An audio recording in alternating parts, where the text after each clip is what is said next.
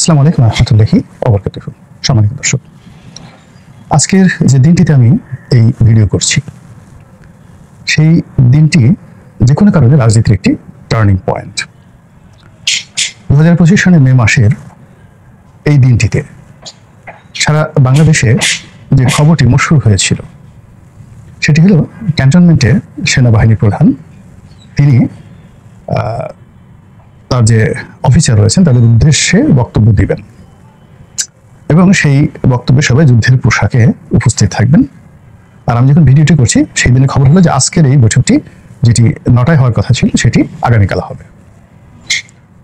এখন এর বাইরে যেটি হচ্ছে সেটি হলো ঢাকা দক্ষিণ সিটির মেয়র পদে জনাব ইশরাক তিনি কোর্ট থেকে যে আদালত থেকে যে রায় পেয়েছেন সেই রায় অনুযায়ী দায়িত্ব লাভের জন্য শপথ গ্রহণের জন্য তিনি সরকারের উপর চাপ প্রয়োগ করছেন এবং তার যারা লোকজন রয়েছে তারা সেই নগর ভবন ঘেরাও করে রেখেছে। নগর ভবনে মূল যে পয়েন্টগুলো সেখানে তালা লাগিয়ে দেওয়া হয়েছে এবং সিটি কর্পোরেশনের একটা বিশাল শ্রেণীর যারা কর্মকর্তা কর্মচারী রয়েছেন তারা ইশরাক সাহেবকে সমর্থন দিয়ে রাজপথে নেমেছেন। এই মন্ত্রণালয়ের অর্থাৎ সিটি কর্পোরেশন যে মন্ত্রণালয় স্থানীয় সরকার বিভাগের যিনি প্রধান অর্থাৎ আসিফ মাহমুদ সজীব ভুঁইয়া মাননীয় উপদেষ্টার উপরে যিনি আছেন তিনি, তারপর আইন মন্ত্রণালয় ইনক্লুডিং ডক্টর মোহাম্মদ ইউনূস সহ সরকারের যারা বডি, এটি তাদের জন্য একটা জীবন মরণ সমস্যা। এই কারণ হলো তারা যদি প্রথম দিকে এটা দিয়ে দিতেন তখন একরকম পরিস্থিতির সৃষ্টি হতো, কিন্তু এখন আন্দোলনের মুখে এই কাজটি যদি তারা করেন তাহলে তাদের আর অস্তিত্ব থাকে না। ফলে এটি আইন সিদ্ধ নয়, এখানে আইনের ভিন্ন রকম ব্যাখ্যা রয়েছে ইত্যাদি নানা রকম কথাবার্তা বলে ইশরাকের যে মেয়র হিসেবে শপথ গ্রহণ এটাকে অস্বীকার করা হচ্ছে যে আসলে মেয়র হিসেবে যে কার্যকাল ছিল সেই কার্যকালের মেয়াদটা মে মাসের 15 তারিখে চলে গেছে। তো কাজেই এখন নতুন নির্বাচন হবে অথবা এখানে প্রশাসক নিয়োগ হবে। যদি ইশরাক সাহেবকে নিয়োগ দেওয়ার কোনো প্রশ্ন আসে নটা যে মেয়র সেক্ষেত্রে তাকে প্রশাসক হিসেবে নিয়োগ দেওয়া যেতে পারে, এরকম কথাবার্তা হয়তো অনেকে বলার চেষ্টা করছেন। তো এই যে এটা টার্নিং পয়েন্ট, এই টার্নিং পয়েন্টের মধ্যে নানা রকম ফুসফাস কানাঘুষা এবং নানা জনে নানা রকম কথাবার্তা বলছে। কেউ ডক্টর মোহাম্মদ ইউনূসের পক্ষে, কেউ সেনাপ্রধান ওয়াকারুজ্জামানের পক্ষে, কেউ বিএনপির পক্ষে, আবার এর মধ্যে আবার ঘোলাপানিতে অনেকে মাস স্বীকার করার চেষ্টা করছে। এর মধ্যে মানবিক করিডোরের অধীন সামরিক করিডোর, বান্দরবন থানসি এই এলাকাতে অসন্তোষ, চট্টগ্রাম বন্দরকে বিদেশিদের হাতে মানে অপারেট করার বা পরিচালনা করার যে দায়িত্ব এটি দেওয়া নিয়ে পুরো চট্টগ্রাম অসন্তোষ। তারপর বিভিন্ন এলাকাতে পুলিশের সঙ্গে এই ছাত্র জনতার যারা সমন্বয়ক তাদের কিছু দৃষ্টিকটু ঘটনা ফেসবুক, ইন্টারনেটের অন্যান্য প্রোটোকল, ইউটিউব থেকে শুরু করে সব জায়গায় রীতিমতো ট্রেন্ডিং হচ্ছে। এরই মধ্যে যেহেতু একটা টার্নিং পয়েন্ট, এখানে অনেক ঘটনা, অনেক দুর্ঘটনা কিন্তু ঘটার সম্ভাবনা রয়েছে এবং তার কিছু নমুনা আমরা দেখতে পাচ্ছি যে এই মুহূর্তে বাংলাদেশের সবচেয়ে সম্ভাবনাময় রাজনৈতিক দল নির্বাচন হলে অথবা অন্য যে কোনো প্রক্রিয়াতে ক্ষমতায় রাজনৈতিক পরিচয় ব্যবহারের ক্ষমতায় যাওয়ার যদি সুযোগ কারো থাকে সেটি রয়েছে বিএনপির। আর বিএনপির যে নেতৃত্ব এটা একছত্রভাবে এটি রয়েছে জনাব তারেক রহমানের হাতে। তো এখন বিএনপি এবং তারেক রহমান সাহেবকে মাইনাস করার জন্য, তাদেরকে বিপদে ফেলার জন্য এবং তাদেরকে গ্রিপের মধ্যে আনার জন্য অনেক আগের থেকে কিন্তু নানা রকম কৌশল করা হচ্ছে, ভীষণ রকম কৌশল করা হচ্ছে। এই যে বেগম জিয়াকে যে জেলখানা থেকে আওয়ামী লীগ সরকার বাইরে বের করে নিয়ে আসলেন, এটা কৌশলের অন্তর্ভুক্ত ছিল এবং গোয়েন্দা কৌশলের অন্তর্ভুক্ত ছিল।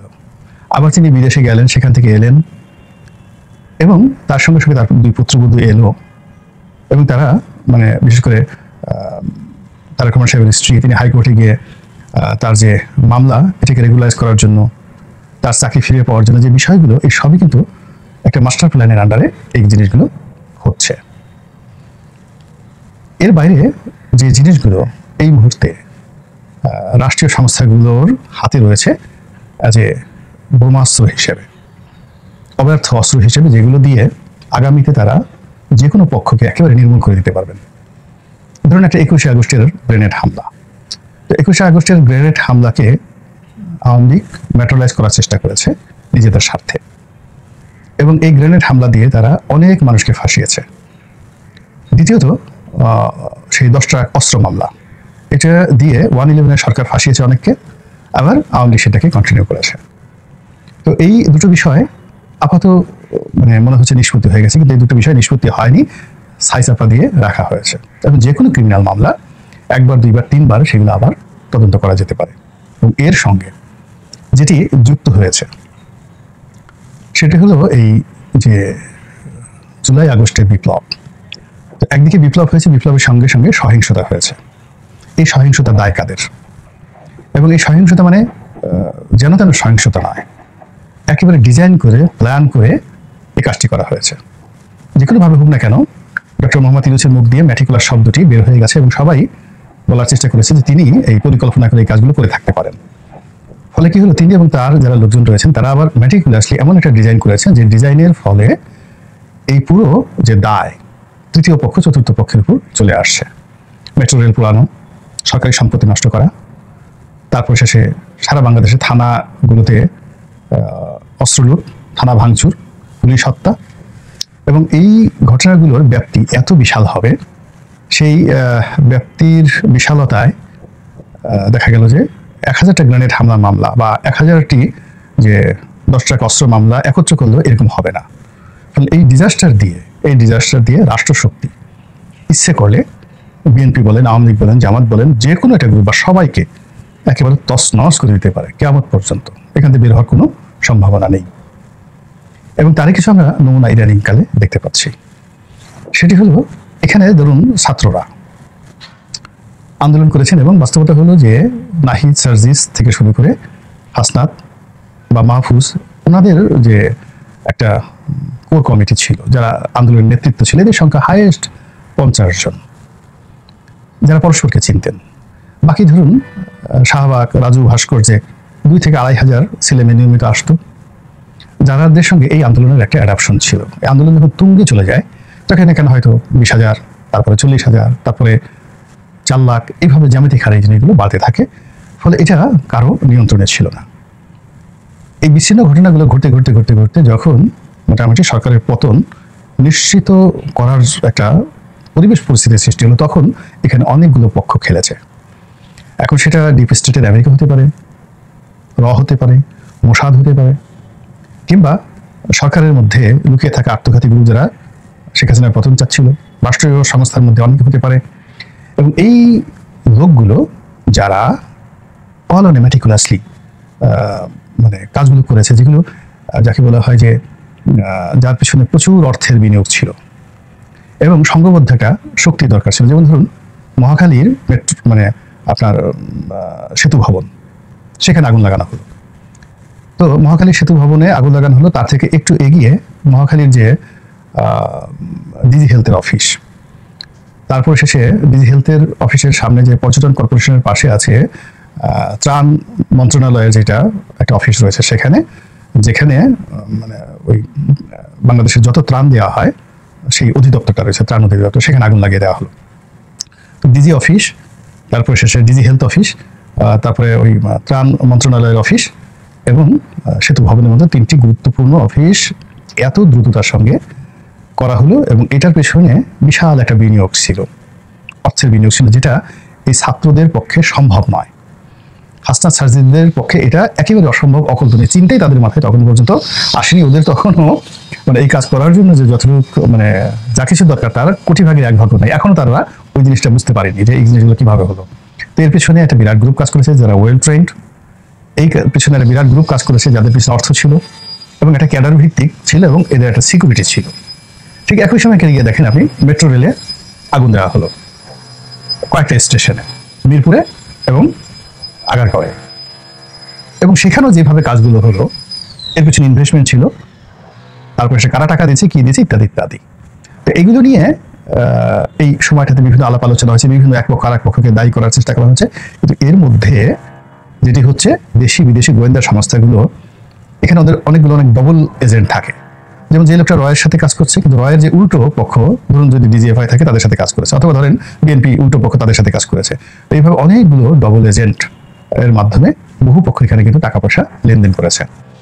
এখন এখানে সাম্প্রতিক সময় দেখা যাচ্ছে যে বিএনপি কে প্রথমে ক্রেডিট দেওয়া হলো। খুব কৌশলী, বিএনপি বুঝতে পারেনি। মানে পুরো আন্দোলন ছাত্ররা করেছে, ছাত্রদেরকে দিয়ে বলানোর পরে বিএনপি খুব ঈর্ষা হলো যে আমরা এতকাল রাজনীতি করলাম, আমরা তো এই কাজগুলো করেছি। এবং বিএনপি কোনো দায়িত্বশীল লোক নয়, একেবারে সাধারণ লেম্যান দিয়ে বিএনপির যারা সহযোগী তাদেরকে দিয়ে এই কথাগুলো বলানো হলো যে এই কাজে, এবং এখানে দেখেন কিন্তু জামাতের নাম আসেনি, কেউ বলেনি জামাতের নাম।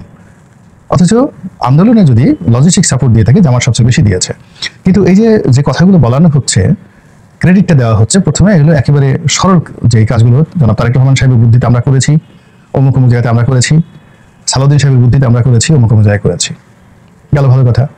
এরপরে সবাই যখন মনে হলেন হ্যাঁ এই কাছে বিএনপি তো আন্দোলনের সঙ্গে ছিল, আন্দোলনের সাগার সঙ্গে সঙ্গে পরবর্তীতে এখন মার্কেটে মশহুর হলো যে বিএনপি আসলে এখানে ইনভেস্ট করেছে, টাকা দিয়েছে, তারেক রহমান সাহেব টাকা দিয়েছে, সালাউদ্দিন সাহেব টাকা দিয়েছেন, তাবিত আওয়াল টাকা দিয়েছেন, এরশাদ টাকা দিয়েছেন। এই জিনিসগুলো এখন সামনে চলে আসছে। আচ্ছা, তখন তারা যে টাকা দিয়েছেন এবং এর সঙ্গে সঙ্গে আবার খেয়াল করুন, ডিবি অফিসে যখন হারুন এই ছাত্রদেরকে ধরে নিয়ে গেল, তখন সঙ্গে সঙ্গে কিন্তু বেশ কয়েকজন রাজনীতিবিদদেরকে সেখানে নিয়ে যাওয়া হয়েছিল, যাদের বিরুদ্ধে অভিযোগ ছিল যে তারা এই আন্দোলনে টাকা খরচ করছে। কিন্তু ওই যে ডিবি অফিসে তাদেরকে যে মুখোমুখি করা হলো অনেক রাজনৈতিক নেতাদেরকে আর এই ছাত্রদেরকে, পরে দেখা গেল যে সেই রাজনীতিবিদ যারা আছেন এবং ছাত্র তারা কেউ কাকে এর আগে দেখেনি নাই, কথাই বলেন নাই। তাহলে ওই যে যারা রাজনীতিবিদ যাদের বিরুদ্ধে টাকা ইনভেস্ট করার অভিযোগ ছিল, তারা যে টাকা ইনভেস্টমেন্টটা করেছেন, কোথায় করেছেন, কার মাধ্যমে করেছেন, কেন করেছেন, এই জিনিসগুলো এখন সামনে চলে আসছে। আর এই কাজগুলি করা হচ্ছে নতুন একটা চক্রান্তের জাল বিস্তার করার জন্য। এবং আগামীতে এই যে এগুলো সব রেকর্ড হয়ে যাচ্ছে, ডিজিএফআইতে, এনএসআইতে, ডিবিতে, সিআইডিতে রেকর্ড হয়ে যাচ্ছে, এবং সেই রেকর্ড অনুযায়ী আগামীতে যখন এগুলোকে ম্যাটেরিয়ালাইজ করার জন্য, ধরার জন্য বা চার্জ ফ্রেমের জন্য এই বিষয়গুলো তোলা হবে, তখন বলেন তো যে নামগুলো আসছে সেই নামের তাবিত আওয়াল সাহেব, তারপর শেষে ইশাক সাহেব, সালাউদ্দিন সাহেব, জনাব তারেক রহমান সাহেব, কি বলবেন তখন, কি উত্তর দিবেন? আপনারা কি এই যে টোটাল বিষয়টা একবার একটু মিলিয়ে দেখেছেন যে আমরা কোন দিকে যাচ্ছি, কি হচ্ছে, এবং পরিস্থিতি কতটা জটিল থেকে জটিলের দিকে যাচ্ছে? মহান আল্লাহ আমাদের সবাইকে হেদায়েত দান করুন এবং হেফাজত করুন। আসসালামু আলাইকুম ওয়া রাহমাতুল্লাহি ওয়া বারাকাতুহু।